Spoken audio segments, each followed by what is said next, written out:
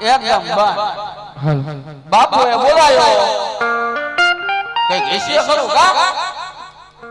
અરે બાપુ હા પ્રધાનજી આયા મને હું બોલાય શું કે આયા મને હું બોલાયો તને બોલાવવાનું એટલું કારણ કા કે પ્રધાનનું જેટલું કામ હોય પ્રધાન આ કઈ ન હોય બે મને બોલાવવાનું કારણ તો હોય ને ના ના એમ આયા શું કામ હોય મારું કઈ કામ ન હોય કોઈ કઈ નો કામ હોય હે બાપુ હાલો હા પ્રધાન આ રાજમાં કામ હું પેલું ઈ કો કામ તો ઘણા હજી કામ છે તમારે પહેલવાન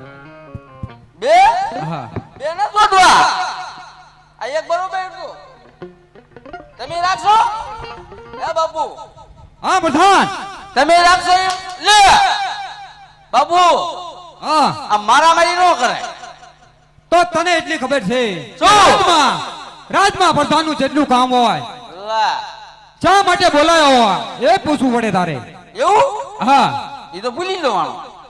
બોલાય નહીં કે હેન્ડલ ના માર પડે લે સારું તાણે બેહો પેલા બેહો તો ખરો બાપુ બોલો બાપુ શું કામ પડ્યું હવે